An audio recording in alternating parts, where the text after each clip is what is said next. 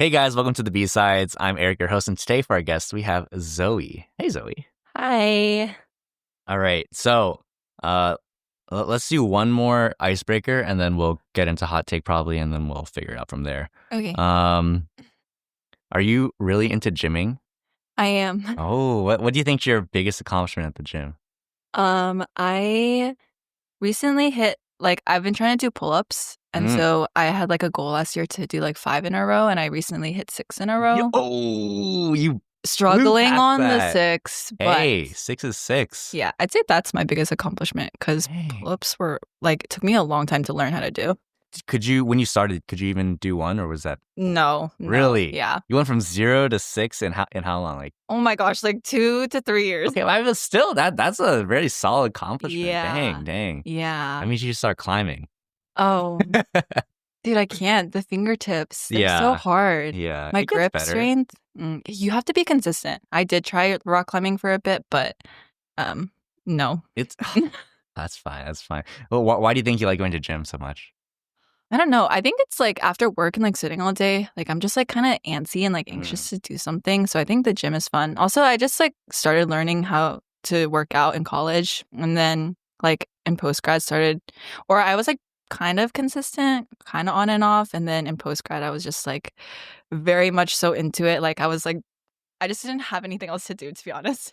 I don't believe that. In college, I feel like Or there's in fun. post grad. Oh, post grad. So You're right. I was on and off in college with gymming and running, and then in post grad I was just very much so dedicated to the gym. Mm-hmm. So it's fun. So you're a post workout girly and not a workout girly? Oh yeah, I'm not a morning person. Yeah. I honestly think it's crazy if people can wake up at 6, go work out, Yeah. then go work. And then I'm like, how do you have the energy for that? I tried that once in college, and then we woke up at we're gonna go to the gym at 8, me and my roommate, and then we go. But when I wake up early and I don't get enough sleep, I get very lightheaded and nauseous. Oh yeah, I was also not true. feeling good, and then I came back and I slept for 3 more hours, and then woke up at 12. So it's kind of inefficient for me to do that. That sounds pretty inefficient. Yeah. So after work for me. Yeah. Do you think you were gymming more in college time or now? You probably had more time in college. So. Yes, but now actually. Oh, okay. Yeah. I think because college, I was just one, I was not in a routine. So I think it was easy to just go hang out with friends or do whatever. Also easy access to people because we're just all together in the same apartment complex or doing the same things. And then in post-grad, I think because I have a routine, it's just easier to be oh, after work, I go to the gym. And then after that, I'll either hang out with friends or I'll go home and cook my dinner. Gotcha. Yeah. Makes sense. Yeah. So Zoe, one thing we like to ask is, and I briefed you on this, but do you have a hot take that you'd like to share with the class? Oh, yeah. Can we insert that? Yeah. Am No, we got to restart. Okay, my hot take is that Kung Fu Tea is one of the best boba spots. Honestly, that's probably the hottest take we've had on the show so far. Oh, that's terrible. That makes me feel bad. No, whoa. I don't think so. That's great for Kung Fu Tea if they're listening, but maybe get a sponsorship. Okay, just to clarify though, it's because I like their boba texture, and I think that's important because I don't like it super mushy, or if it's really fresh, it's a little too soft for me. But I think whenever I go to Kung Fu Tea, the boba texture is very good for me personally. Do you think it makes a noticeable difference if they make their boba day of? I don't even know how they I do that. honestly don't really know. Yeah, because I don't know when they make their boba. That's a good point. I just think, go get it. TDM makes it every day, I think, because they only I think offer they it have to make it every right? day though. No? Right? It would probably get stale. I don't know. Mushy and yeah, cooked. mushy, right? You know, if you leave your drink out for too long, the boba kind of gets disgusting. Yeah. So I'm sure that they have to. It's fair enough. Yeah. Fair enough. What do you think is the best boba you've ever had in your entire life? That would be a place called The Tea, which is in Eden Center. But they don't go there anymore because they changed their ownership. So I think my sister went recently and she was like, the drink's so bad. That was the best you've ever had in your entire life? Oh, not even out of state or anywhere else? You don't dream about the specific boba? I don't think so. But honestly, I don't think I've gotten too much boba while traveling. Really? But I thought you love boba. Yeah, I do. You'd rather save your stomach for food? No, it's just I think because I eat so much that we like don't have room for But there's boba. always room for But I dessert. do get it, but I don't think I've gotten anything where I'm like, oh my God, like this is amazing. Like I'm Mhm. gonna dream of this. Or I just can't remember right now. Yeah, that's fair enough. Yeah. This is so. Zoe, I hear that you recently joined as a hospitality ministry or as a welcoming Hospitality. hospitality. Yeah. Can you talk a little bit about what it means to be in hospitality? Yeah, so hospitality basically we just set up coffee and donuts in the morning. So right now we're helping out with first service and second service, and we've been working on trying to get more members, which we've gained a decent amount actually through like a little booth that we did on Sunday, and also just like asking friends. But I feel like it's a very easy way to serve and a very good transition into serving because it's not super high commitment. And right now, it seems like people will probably serve once, honestly, within the next 2 to 3 months. Sure. And then in the summer, we're trying to, add a little spice to hospitality Yeah. and do like an event for the summer. So maybe like barista style coffee, or I Ooh. suggested matcha because, I love matcha. Ooh. And then maybe like some fruit tea drinks or something, but something a little bit more, like special for the summer. But yeah, it's pretty simple. I don't think there's too much that you have to do. But it's like a good way for I mean, everyone always gathers in the foyer and talks after. And so I think when I was getting recruited for like, oh, like what is hospitality, really for? Because it's like Yeah, it's just exactly. coffee and donuts. But it's like, oh, people like to talk after and they like to mingle, and it just gives them kind of a space and a thing to do with their hands and like a reason to stay. So it just like, yeah, helps create that environment for people, which is awesome because, it's hard to meet people and talk with people. Sure, sure. So I think it's a good outlet for, Yeah. So opportunity. so when you say that it doesn't feel like a huge like it's a good intro into serving, do you feel like you're serving your congregation and serving God well in that, or is it a little bit more like it's just something to do? Honestly, I feel like it's a mix of both because I feel like it's very easy to mindlessly go in and just be like, yeah, I'm just making coffee and donuts. But I think if you do like take a moment to look for your heart posture and kind of just see what is Evaluate. happening, I think the explanation that I was given to was like, oh yeah, like it does create an environment and space for people to be able to um what's the word? Fellowship, I Hmm, guess, hmm. together. But um yeah, I think you get to see people like once this past or 2 Sundays ago, I was like really introverted and I just like didn't want to talk to anyone. I was really antisocial. So I sat on the bench. I was just like people watching and it was like, wow, like there's a lot of people here. Everyone's talking and interacting and it just looks like people are enjoying themselves. So I think yeah, it can be a mix of both. Depends on, where you are Yeah, viewing, how you're the viewing. individuals. Yeah, Yeah. yeah. So who's leading the hospitality ministry right now?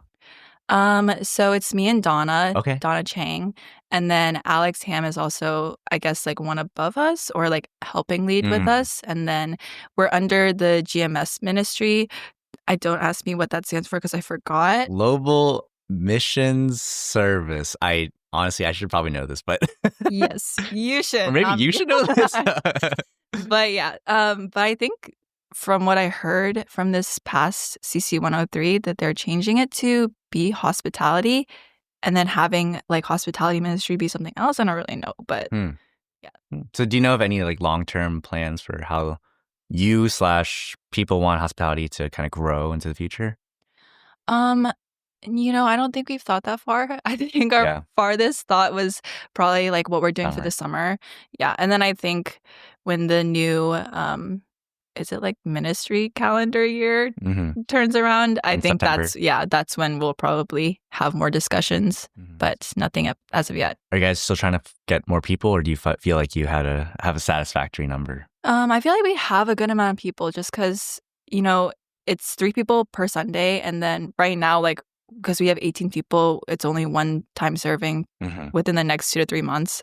So I feel like we have a good amount, but obviously we always welcome more people if they are wanting to serve. We can always fit them in because we'll probably be running it up again next year. So, Gotcha. yeah. Can you quickly give us a rundown of what you do on any given Sunday? So you wake up, oh wow, I shouldn't have started there. You go pick up You do donuts. definitely do wake up. One person has to pick up donuts. About So, how early? last Sunday I picked them up and I got to the donut shop at like 9:10. Okay. So not too bad. Not too bad. And then you get to church at 9:30 because the first service ends around maybe like 9:50, 10, sometimes later, depending. But you just set up. The table should be out there, so you just go grab coffee, make it, put the donuts in the trays, put the creamers out, and just like set up the cups and all the little other accessories. And then you let first service happen. They will, eat the donuts, drink coffee. Then you clean it up, and then just remake the coffee, refill the donuts, and then kind of have that already set out for second service. And I think all of our members right now are attending second service, so it's a little easier because we actually just sit through our service, and then during like the sew up portion, we'll go back out and everything up for a second service, and then clean that up. Thanks. So you're sitting kind of for a while. Yeah. Once you finish your work. Yeah. Do you just keep yourself busy and chat with people? Yeah, just talk with the people who are there serving, or you can sit by yourself. Yeah. Just there's always people in the foyer for some reason. Yeah. But yeah, thanks for serving as an hospitality. I know I definitely miss not having coffee and donuts for all of last year. Yeah. So it's been really good to just, again, have something to munch on, and while we're talking to people, it really adds like a little bit that's, I think, really important. Yeah. That's awesome to hear. I'm glad. Good. So Zoe, I'm going to be honest. I had these questions lined up for Grace like years ago when I was supposed to have Grace on.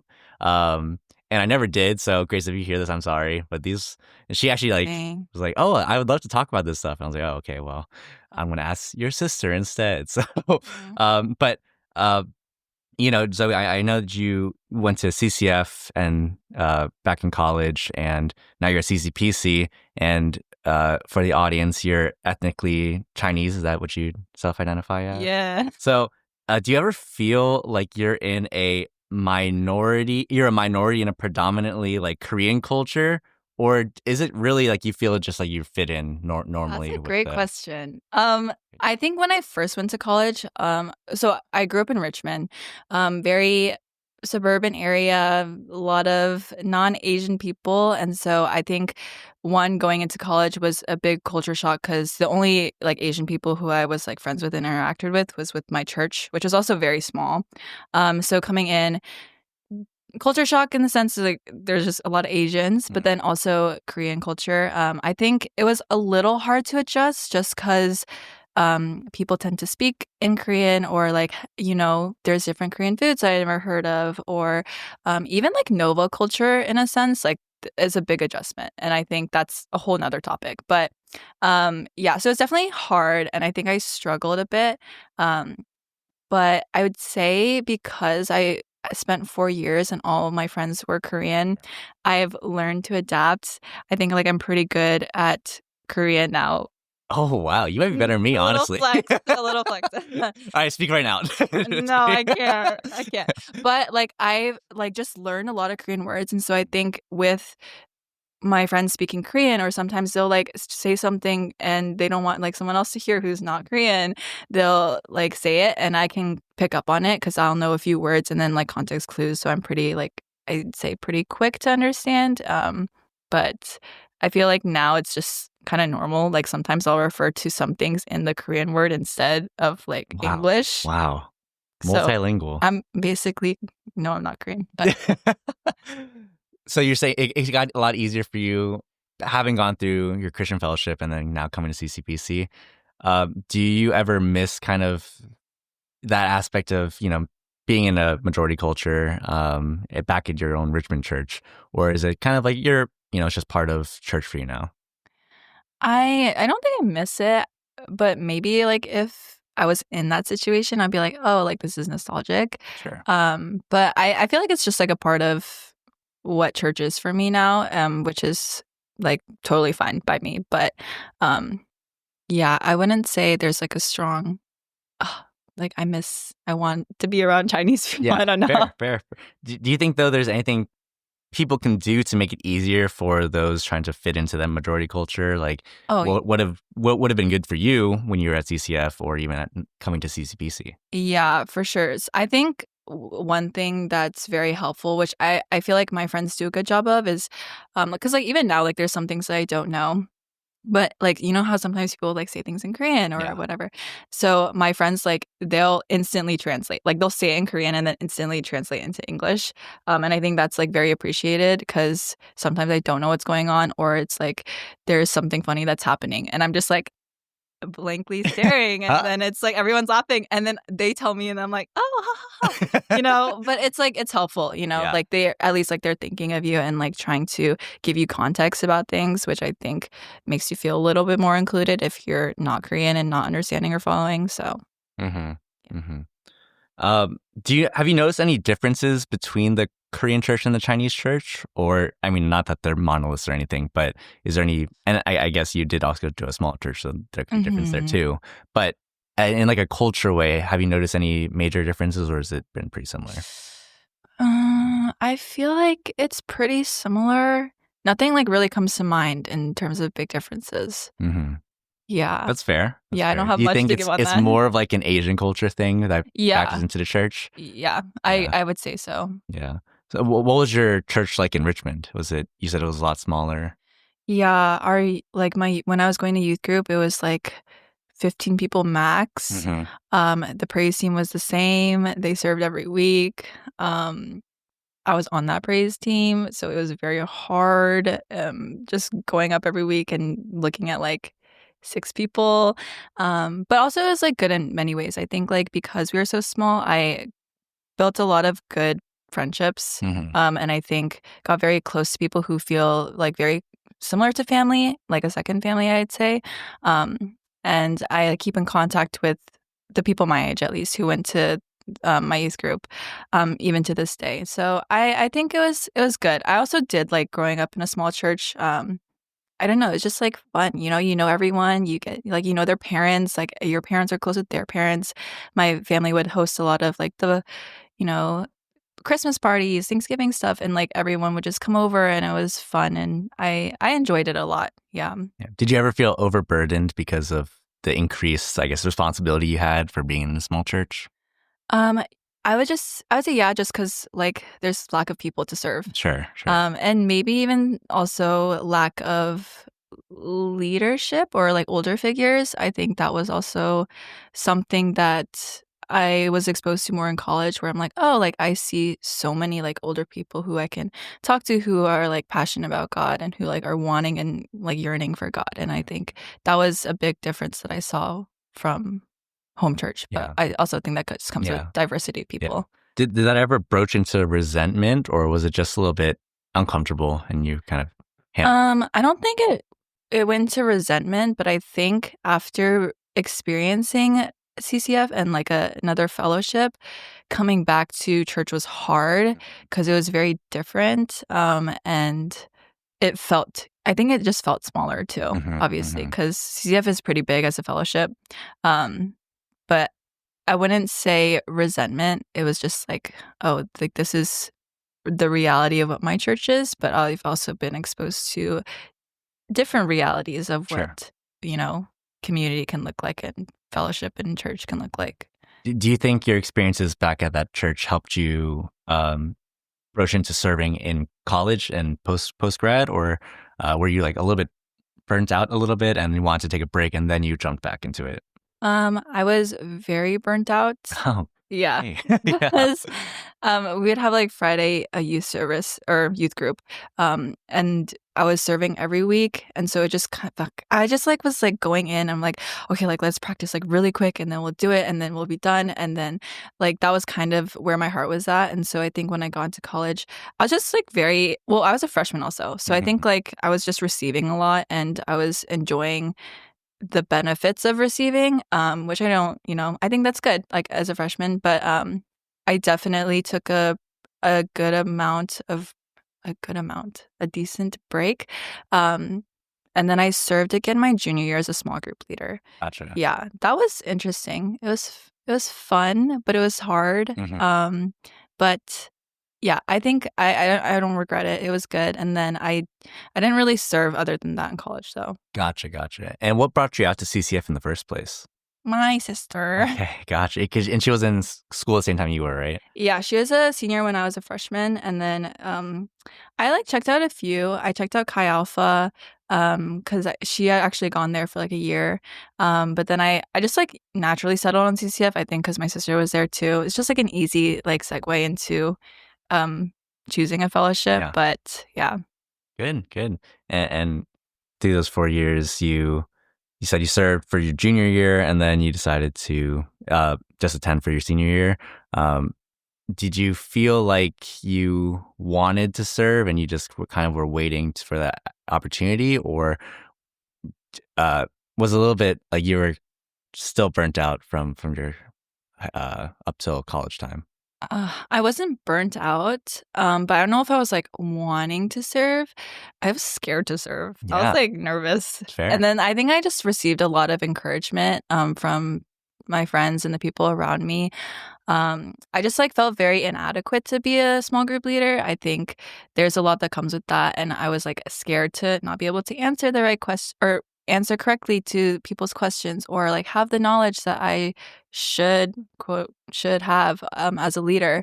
Um and also like, oh, like who will my members be? Like a lot of different things, but I think support from friends and just like words of encouragement kind of led me to think more and like pray more about it. And then I just eventually decided to serve. Yeah. Gotcha. So how did you go from that to joining CCPC and becoming the honestly head of hospitality within a year and a half? Was that a personal ambition, or do you think you got some assistance from friends? Well, I came to CCPC also because my sister. Hmm. But I was checking out churches, a few churches before that, and then I eventually settled on CCPC. How I came into serving, I was just helping out with hospitality as like, just setting up and doing that. And then Alex Ham walks by and he's like, you love hospitality. Like, you would be so good serving, blah, blah, blah. And then so he just like is talking to me. He's like, yeah, like we're looking for some new like people to lead. Like, and I think I was serving with Donna that day or something. And then I don't know, he just Things just roped me happen. in. Yeah. Yeah. But I mean, again, like even I think leading hospitality is not like a super big commitment. Hmm. I think like you do have to figure out more of the logistics and you have to plan a bit more and organize. But overall, I don't think it was something that was like super scary for me to think like, oh, like I can serve here. So I think like I was also just very willing to serve. And I think again, when he was talking about like what hospitality does, I was like, okay, yeah, like I think I'd be happy to serve here and like start out here. And Hmm. I did when I was looking around for churches, I knew that I wanted to become a member once I decided on a church and kind of start serving and getting myself plugged in because I didn't want to just like, be lingering at Sure. church for Sure. like a few years. I just kind of wanted to have myself be serving Yeah. as where I could. So you became a member. Was it not this past one, but in the fall? Is that right? Yeah, in October, I believe. So what does church membership mean for you now? And did it mean anything differently before you took the membership classes? No, yeah, for sure. It was different. I think they do a really good job of explaining what membership is in CCPC, and kind of like the values of the church and like their expectations. So I think one, just like going to that class was very informative, let me learn a lot and kind of just like reaffirm that like I did want to become a member.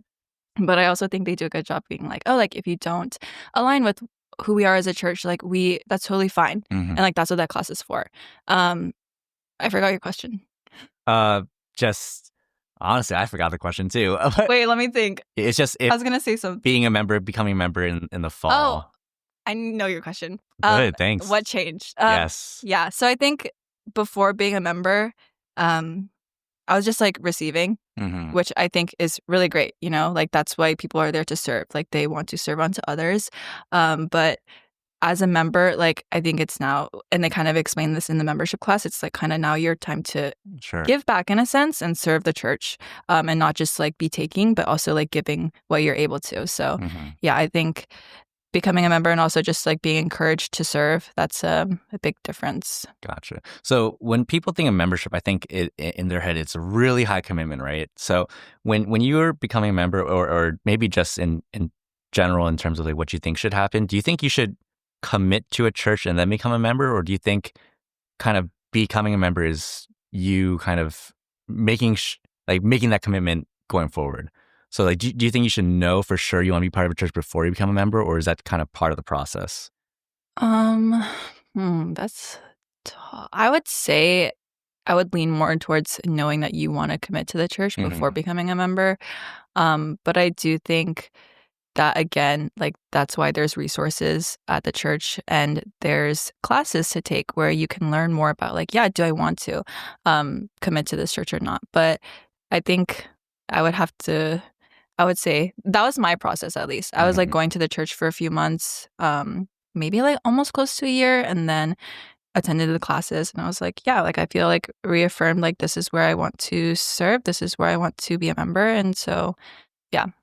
Are there any reasons why you decided to settle on CCPC as that home church for you then? Is there any like characteristics or things that stood out to you? It's like, okay, yeah, I think I'm ready to want to commit to this church. Yeah, I think well one I like the pastors, I like the sermons, I like the times and I like the people. And I think CCPC did a good job of making me feel very welcomed, but also honestly, I will say like it's because of CG. Mm, Also, I was in Eric CG, so I mm. guess shout out to you, Eric. Had a great time. Of Yeah, thanks for letting me in the middle of the year. course. But yeah, I think CG like is where I got to meet people and build relationships. And that took a lot of time too. Like I was very uncomfortable. I don't know if you remember, like when I first came to CG, I was so shy because I'm a pretty, like, I'm loud and like extroverted, but I'm like also very shy.